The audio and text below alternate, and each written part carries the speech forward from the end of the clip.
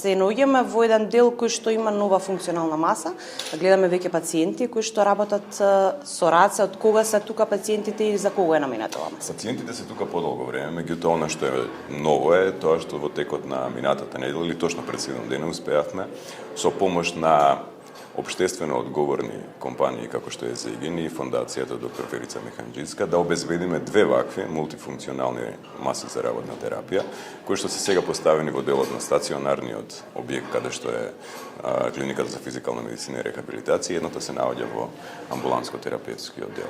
Така да работната терапија која што имавме до сега представена преку овие мултифункционални маси е да кажеме подобрено, односно имаме сега подобар квалитет на услугата која што ја даваме, затоа што ова представува една од основните алатки во физикалната медицина и рехабилитација, која што нуди исклучително висок квалитет на работна терапија кај пациентите.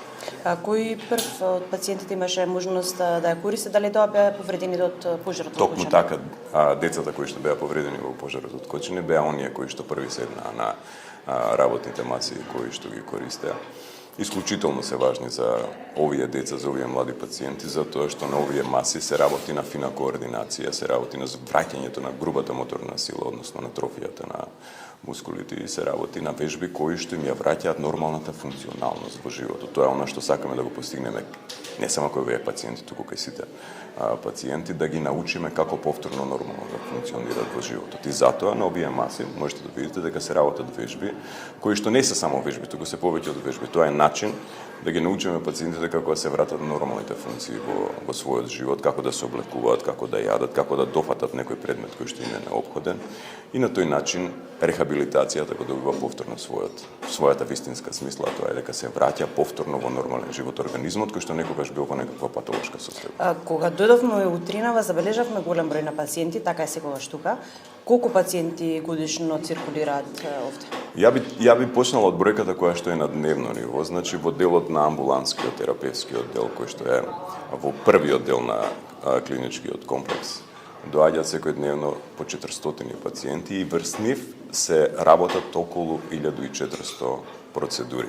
Ако тоа го помножите по 21-22 работни дена, ќе видите дека на месечно ниво може да се изработат и негдека до 20-25.000 процедури, што е исклучително висока бројка, а на стационарниот дел, онамо каде што пациентите лежат и имаат секојдневна терапија, имаме во просек околу 150 пациенти кои што секојдневно практично живеат овдека и применуваат физикална медицина и рехабилитација, а на годишно ниво таа бројка може да достигне помеѓу 15 до 20.000 пациенти.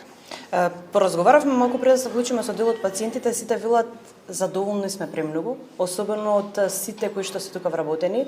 Буквално кога ќе влезете се чувствувате како дома. Го имате ли вие истото чувство? Секако, значи, она што успеавме да го направиме со вработените е да создадеме посебна некоја позитивна синергија во делот на начинот на кој што оваа институција излегува во пресретот на пациентите и мислам дека ова е само почеток на една, така би кажал, приказна која што помеѓу пациентите и помеѓу вработените не само што сега во моментот се доживува како позитивна синергија, туку и во иднина.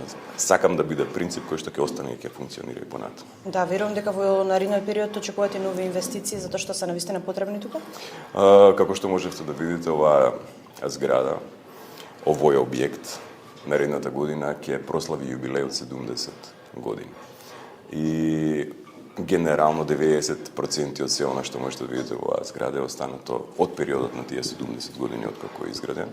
Наредната година очекуваме со помош на Министерството за финансии и владата на Република Македонија да добиеме конечно надворешна реконструкција и создавање на така енергетска ефикасност на објектот. Ќе биде заменета фасадата, ќе бидат заменети прозорите, ќе биде ставен нов начин на грејење кој што беше сериозно проблематичен во текот на изминатиот период, затоа што ова беше една од последните здравствени установи во државата која што се грееше на масот. Минатата година успеавме тоа да го промениме и сега грејењето е на нафта, загадувањето е во границите на нормалата. И тоа е добро затоа што не гледаме повеќе реакции од околните жители кои што беа практично секој ден на вратата на оваа институција, желејќи се на тоа колку се загадува воздухот во околината. Меѓутоа во периодот кој што следи со инвестицијата која што ќе биде направена, ќе бидат отстранете и нафтата како енергенс и ќе се користи само електрична енергија, односно топлотни помпи и фенкоилери. Уште едно дополнително прашање за крај на овој разговор. Член сте на Здравствениот совет на Министерството за здравство, заедно со ваши колеги врвни доктори. Која е вашата функција? Нашата функција е да врз основа на евидентирани докази даваме совети кои што здравствениот систем ќе го водат во вистинска насока. До сега имавме 2 седници, едната беше конститутивно работна седница и втората беше целосно работна седница. И на двете седници се дискутираа теми кои што се врвен приоритет во здравствениот систем кај нас и тоа се на барање на министерот. Значи динамиката и начинот на бирањето на темите зависи од министерот и кабинетот на министерот и во моментот можам да кажам дека сме фокусирани пред се на човечките ресурси во здравството, на децентрализација на здравствениот систем и зголемувањето на бројот на услуги кои што се даваат во здравствениот систем. Очекувам дека наскоро и министерот, кој што излезе и со резултати, односно со точни бројки за тоа каков е капацитетот на здравствените установи од аспект на човечки ресурси, дека наскоро ќе искочи врз основа на оние совети кои што ги добива од нас како експерти со конкретни насоки како ќе се движи здравствениот систем. Благодарам многу на одвоеното време. Се разбира, следиме вашата работа и повторно се надам ќе ви бидеме гости. Ви благодарам и добре дојдени сте во секој време. Благодарам што